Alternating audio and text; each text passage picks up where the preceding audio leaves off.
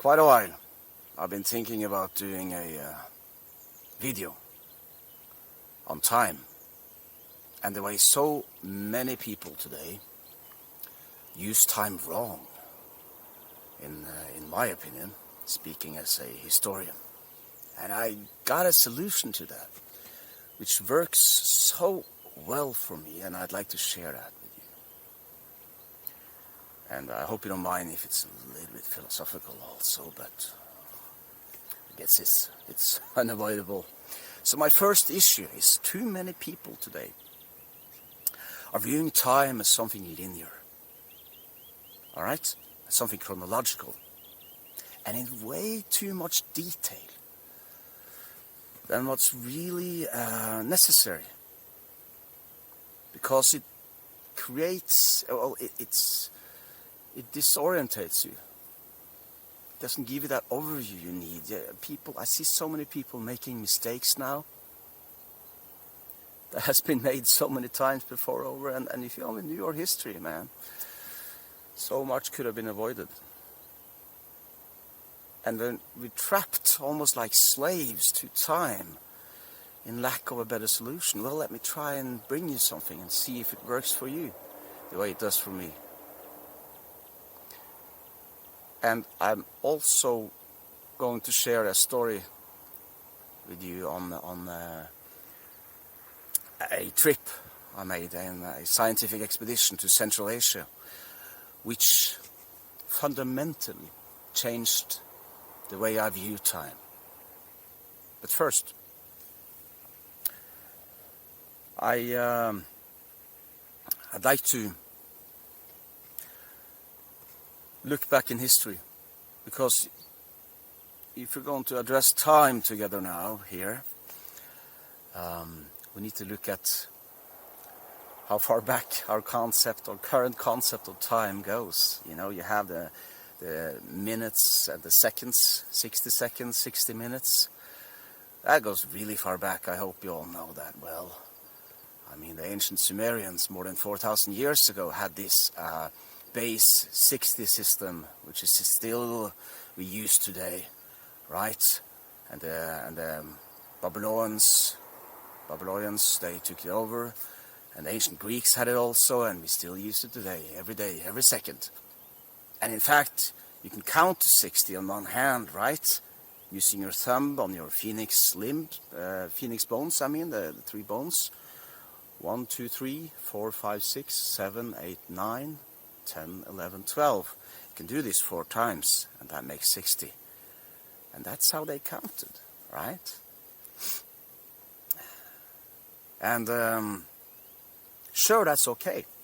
That worked before, because everything was seasonal before, and it's not anymore, right? Everything was circular. It was connected to the moon and the planets and the sun and even the constellations, right? And now with Western civilization, man, with the Industrial Revolution and the Internet Revolution, modernization, with the bureaucratic state that emerged in the past two centuries and the past 20 years with the new public management, it just eats you up, man. I've seen it, man. So, just crazy, and there needs to be a good alternative, and that's what I'm hoping to bring you here now. Yeah. First of all, I'd like to say, or ask you, does time really exist? Just because we collectively accept the notion of putting something, or anything really, in a linear chronological order, like dots on a ruler with numbers under it. For anyone who's read Harari and Sapiens, he addresses it really well there in that book. Because just because we collectively accept this, does it mean it exists? Time? Or should you accept it as something real? I say it's fiction, and you can use it But we should use it to our advantage. Not the other way around. Not in the sense that we're trapped in this, like anyone who's had a family with kids will know there's this, we call it time trap in Norway. You know, it just 10 years passes like this, man. Because you got everything done, you know, it's just crazy. And with age also, I mean, now you're 40 years old, man, you should act like you're 40 or in your 40s. Or I say no. I mean, sometimes I want to be a brat, you know, a little kid being stubborn, or being a teenager, selfish, or being this old guy in his 70s, just sitting down, reading a book, enjoying the quiet, maybe listening to classical music even, yeah. And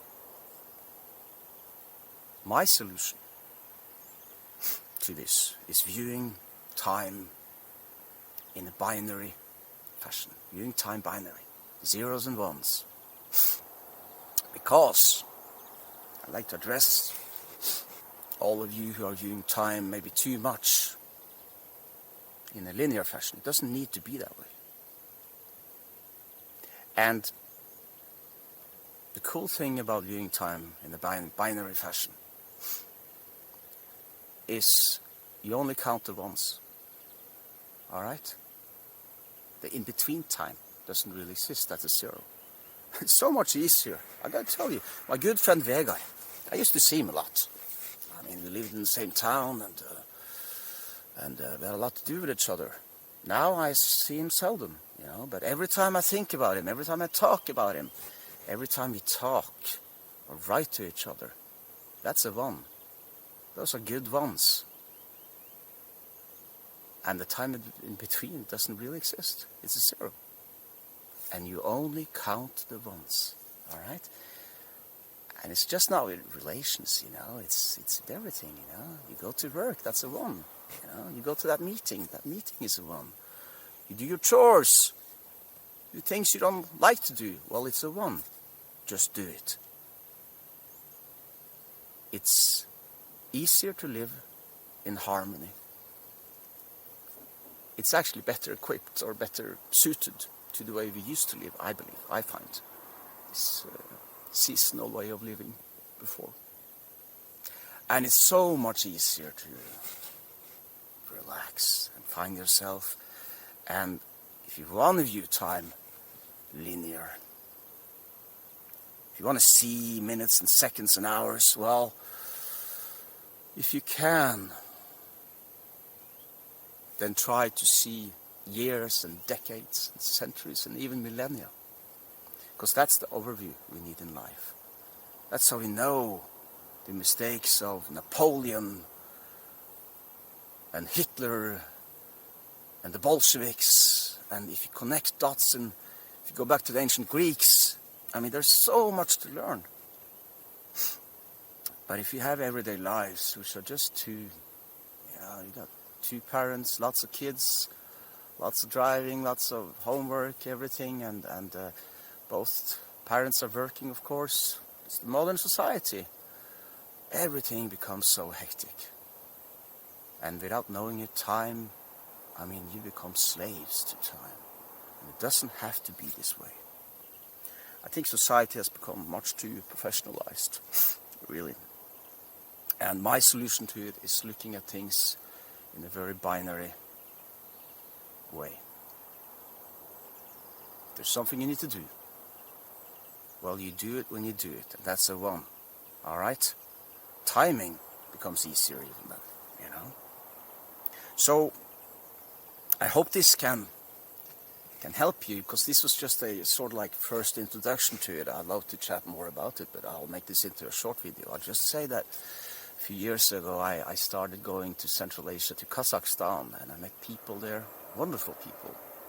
They have the same roots, warrior clan roots as we have here in Europe and in Western societies, because it's the heritage we have, common heritage from the ancient Indo-Europeans, right? And I'm standing there.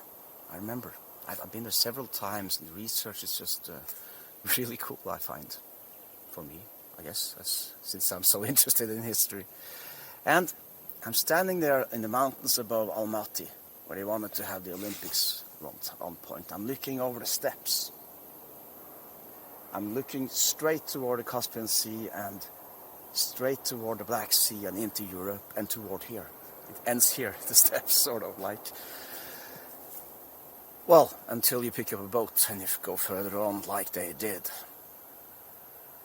And people told me all over, the steppe people, the nomads, tell me, you are nomads at sea, but we are nomads at land. For us to go on horseback to Europe, it's nothing, it's just 20 days. And same with us, to go on the boat here, dry fish. They had dried horse meat, which is actually quite good in Central Asia. Well, for us to go on the boat here and go over to America, it's not really that far, no. You can measure it in sailing days. But I learned something. For them, 20 generations going back is not really much either, I learned something about time and distance. And what I've been perceived to believe as being long distance wasn't long at all. It's like when you're a kid and you go back to where you grew up. You see the things you saw when you were 6 years old. You're like a giant, everything is so small.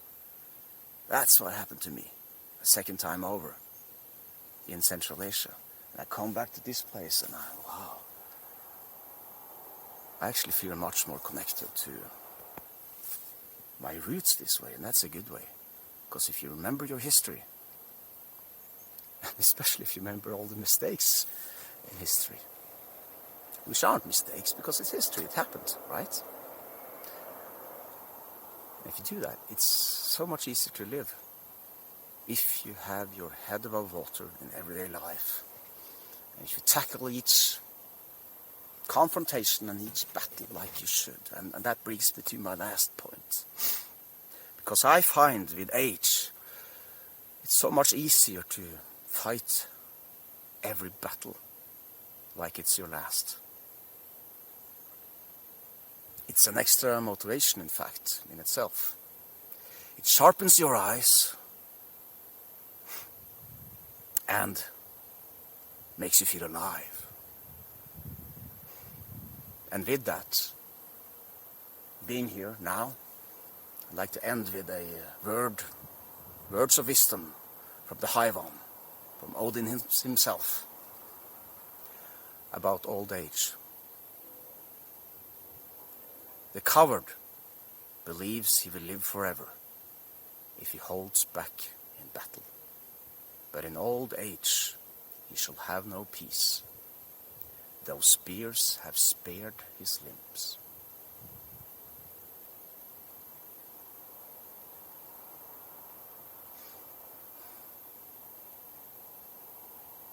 I hope that was worth something. And feel free to discuss further with me down below. Take care.